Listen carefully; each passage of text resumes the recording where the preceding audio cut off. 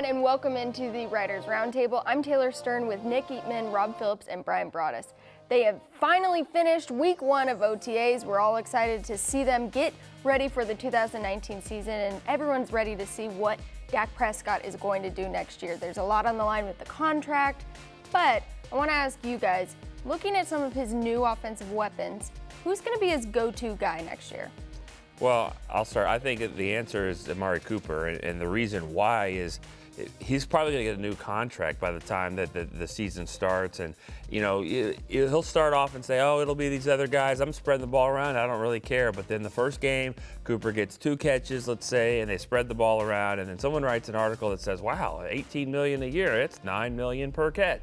What's wrong with that? And then the next thing you know, he's got 15 targets. And it's not a bad option to throw the ball to Amari Cooper. So I think Cooper will be his go-to guy. I think he's got a lot of weapons. And the better they are, the better he will be. But it's not a bad deal to throw the ball to Cooper, so I think he will be the go-to guy. A little ACDP action out there. I know it worked better when Amari was at the Raiders and ACDC, but you got to work with Prescott now. Yeah. Good band. I like it. That's a good choice, and there's a lot of guys that are up for contracts. Amari Cooper's one of them. Zeke Elliott's another one, and that's my choice because of everything he does for this offense. I think pound for pound, he's the best player on the football team. And he's more versatile than I think he gets credit for. Brian and I were discussing on Talking Cowboys the other day, who's the best back in the league? And I think a lot of people don't think it's Zeke Elliott, and maybe it's because they don't think he's as versatile as some might think. And Amari Cooper is the focal point of the passing game. But Zeke Elliott, quietly, 77 catches. That's a career high last year. He really does it all for this team. And I think as much as people talk about Kellen Moore changing this offensive scheme, the core philosophy, the core principle is going to start with Zeke and running the ball and establishing things for Dak Prescott. Yeah, you're going to go with the classic 214 right there. See, there's all these nicknames just rolling. Yes. Brian, you got a good nickname. I don't know if I have a good nickname, but what I have is somebody old, and I'm old, so I'll go ahead and talk about somebody that's old. Jason Witten is now back in the mix, and you know what? If you want to, he took Wednesday off of OTA practice, but let me tell you what's happened this week in our first week of OTAs, as Taylor was talking about. Jason Witten was out there running with the first team both days, on Tuesday and then also on Thursday. So this, when you get inside the red zone, this is how things are going to work. 18 yards in, who are you going to throw the football to? You're going to throw it to number 82 because he knows how to post up, he knows how to separate, he knows how to get in the end zone. He's a secure finisher and a catcher. On third down, hey, no more Cole Beasley, though. What are we going to do? We're going to run a 7-yard route for about an 8-yard gain, and it's going to be another first down. Yeah, I like what everybody's saying on the panel about the receivers and the guys and Zeke and Cooper and all that. But what is old will be new, and that's what Dak Prescott needs. Well, I'm glad you did bring up new because there was a new guy in the locker room this week who spoke, and that was Randall Cobb.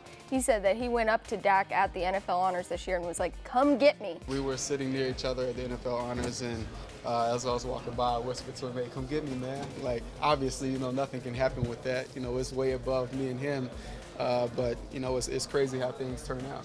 So he's ready to get in the mix. Do you guys see that happening? You brought up Cole Beasley. He was kind of a go-to guy. With his absence, will Randall Cobb fill that void? You know, it's funny about Randall Cobb, and you want to say this, even though he played with Aaron Rodgers, he's really a good bad ball catcher. And, you know, and what happens, and you've seen throughout his career, he's been able to make plays on the move, and when Aaron Rodgers wasn't exactly perfect. Now, what have we seen from Dak Prescott? We've seen some bad balls, and so he needs as many of those guys on the field that can reach behind him as they're going across, catch that ball secure, get up the field and get first downs and stuff like that. So that's what Randall Cobb will bring to this group. I bet fans wanted us to say Michael Gallup because that's a guy you want to get excited about. If I saw anything from the OTAs, I did see a few deep balls to Gallup. That's something that they missed a few times last year. That would have changed the course of his rookie year if he just connects on a few more of those. I think they're going to get on the same page. That's another weapon there with deep down the field. Yeah. The other thing with Cobb is run after catch. You know, I think Beasley was really good in his role in short area quickness and finding spots underneath. But I think Cobb gives it maybe a little extra dimension there after the catch. Yeah. Well, you guys did a great job covering it this week. We'll have more for you next week as they enter week 2 of OTAs. So stay tuned to everything on DallasCowboys.com.